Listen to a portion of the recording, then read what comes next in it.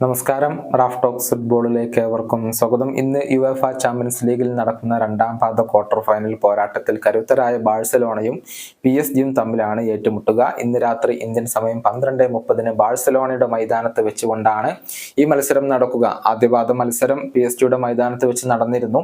2-നെതിരെ 3 ഗോളുകൾക്ക് ബാഴ്സലോണയാണ് അവിടെ വിജയിച്ചത്. അത് കാര്യങ്ങൾ ബാഴ്സലോണക്ക് ഇപ്പോൾ അനുകൂലമാക്കിയെടുത്തിട്ടുണ്ട്. ബാഴ്സയെ കുറിച്ച് നന്നായി അറിയുന്ന താരമാണ് ഡെംബെലെ. അദ്ദേഹം ദീർഘകാലം ബാഴ്സലോണക്ക് വേണ്ടി കളിച്ചിട്ടുണ്ട്.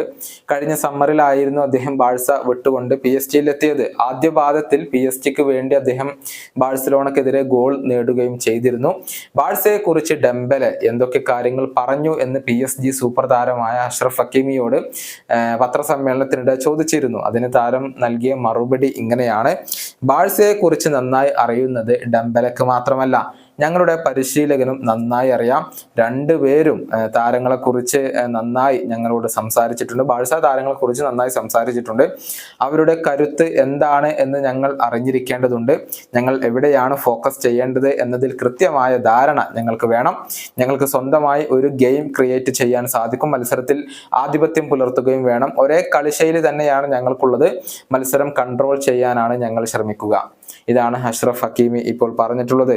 മികച്ച പ്രകടനം ബാഴ്സലോണയുടെ കഴിഞ്ഞ മത്സരത്തിൽ അവരുടെ ഡിഫൻസ് പുറത്തെടുത്തിരുന്നു. എംബപ്പയെ വലിയ രൂപത്തിൽ തളക്കാൻ അവർക്ക് കഴിഞ്ഞിരുന്നു എന്നുള്ളതാണ്. പക്ഷെ ഒരു ഗോളിന്റെ ഡിഫറൻസ് മാത്രമാണ് അവർക്കുള്ളത്. അത് സുരക്ഷിതമായ ഒന്നല്ല. ഈ ഒരു മത്സരത്തിന്റെ അന്തിമ ഫലം അത് ആർക്ക് വേണമെങ്കിലും അനുകൂലമാകാം. ഈ വീഡിയോയുടെ അവസാനിപ്പിക്കുന്നു. കാണാം.